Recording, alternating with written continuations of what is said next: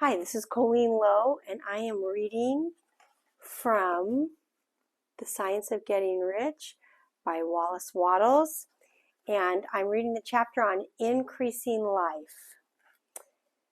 So you must get rid of the last vestige of the old idea that there is a deity whose will it is that you should be poor, or whose purposes may be served by keeping you in poverty.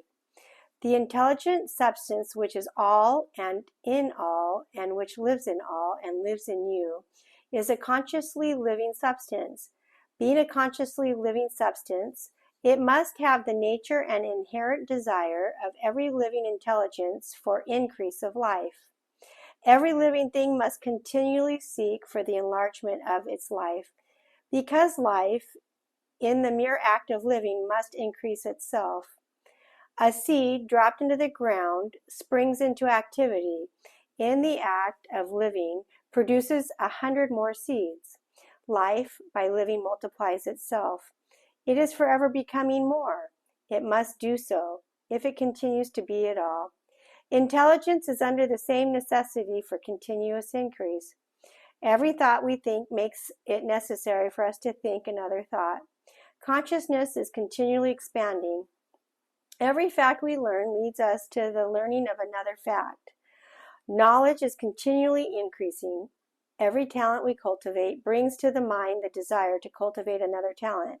We are subject to the urge of life, seeking expression, whichever drives us on to the know more, to do more, and to be more. In order to know more, to do more, and be more, we must have more. We must have things to use, for we learn and do and become only by using things. We must get rich so we can live more. The desire for riches is simply the capacity for large life-seeking fulfillment. Every desire is the effort of an unexpressed possibility to come into action. It is power seeking to manifest which causes desire. That which makes you want more money is the same as that which makes the plant grow. It is life, seeking fuller expression. The one living substance must be subject to its inherent law of all life. It is permeated with the desire to live more. That is why it is under the necessity of creating things. The one substance desires to live more in you, hence it wants you to have all the things you can use.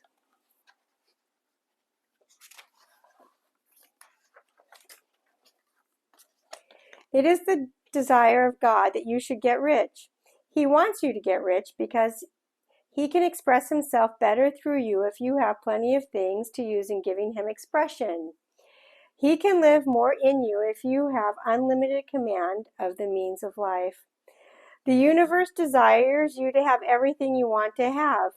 Nature is friendly to your plans. Everything is naturally for you. Make up your mind that this is true. It is essential, however, that your purpose should harmonize with the purpose that is in all. You must want real life, not mere pleasure of sensual gratification.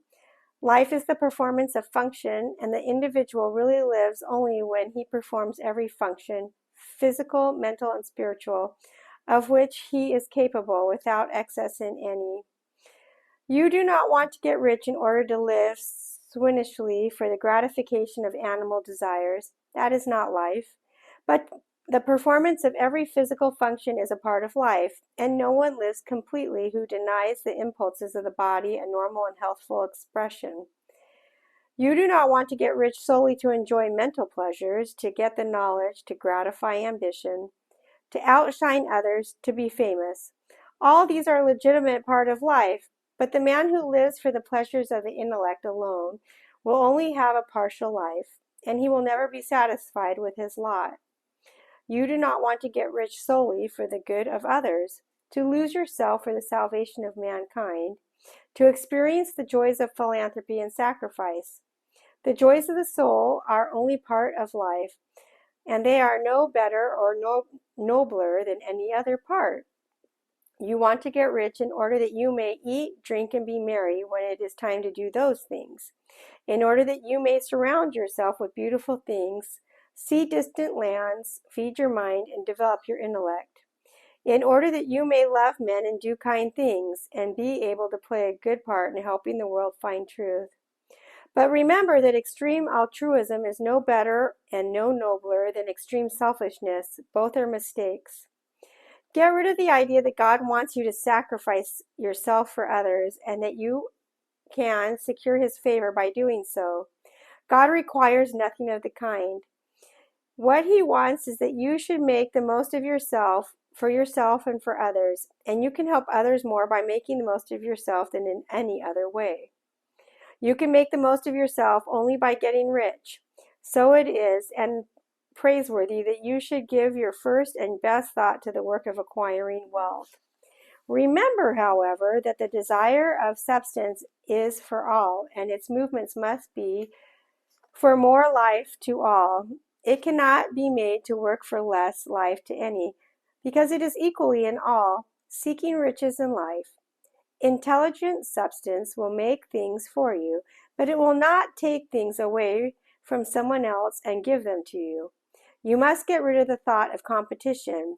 You are to create, not to compete for what is already created. You do not have to take anything away from anyone.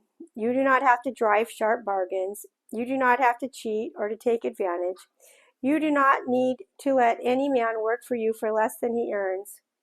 You do not have to covet the property of others or to look with wishful eyes. No man has anything of which you cannot have the like, and that without taking what he has away from him. You are to become a creator, not a competitor. You are going to get what you want, but in such a way that when you get it, every other man will have more than he has now. I am aware that there are men who get a vast amount of money by proceeding to direct opposition to the statements in the paragraph above. And may add a word of explanation here. Men of the plutocratic type who become very rich do so sometimes purely by the extraordinary ability on the plane of competition, and sometimes they consciously relate themselves to substance in its great purposes and movements for the general racial upbuilding through industrial revolution. Rockefeller, Carnegie, Morgan, and the likes have all been the unconscious agents of the supreme in the necessary work of systematizing and organizing productive industry, and in the end, their work will contribute immensely toward increased life for all. Their day is nearly over. They have organized production and will soon be succeeded by the agents of the multitude who will organize machinery of distribution. The multimillionaires are like the monster reptiles of the prehistoric eras. They play a necessary part in the evolutionary process, but the same power which produced them will dispose them. And it is well to bear in mind that they have never been really rich. A record of all the private lives of most of this class will show that they have really been the most abject and wretched of the poor. Riches secured on the competitive plane are never satisfactory and permanent. They are yours today and another's tomorrow. Remember, you are to become rich in a scientific and certain way. You must rise entirely out of competitive thought. You must never think for a moment that the supply is limited.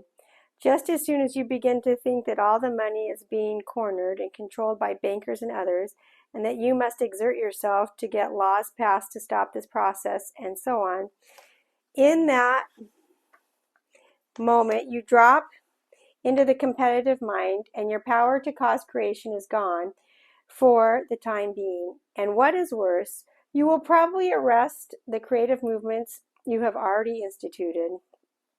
Know that there are countless millions of dollars worth of gold in the mountains of the earth, not yet brought to light, and know that if there were not, more would be created from thinking substance to supply your needs. Know that the money you need will come, even if it is necessary for 1,000 men to be led to the discovery of new gold mines tomorrow. Never look at the visible supply.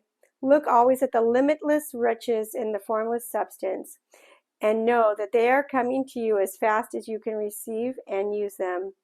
Nobody, by cornering the visible supply, can prevent you from getting what is yours. So never allow yourself to think for an instant that all the best building spots will be taken before you get ready to build your house, unless you hurry.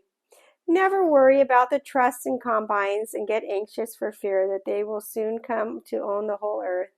Never get afraid that you will lose what you want because some other person beats you to it. That cannot possibly happen. You are not seeking anything that is possessed by anybody else. You are causing what you want to be created from formless substance, and the supply is without limits. Stick to the formulated statement, there is a thinking stuff from which all things are made, and which, in its original state, permeates, penetrates, and fills the inner spaces of the universe.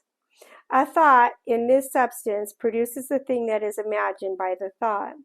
Man can form things in his thought, and by impressing his thought upon formless substance, can cause the things he thinks about to be created.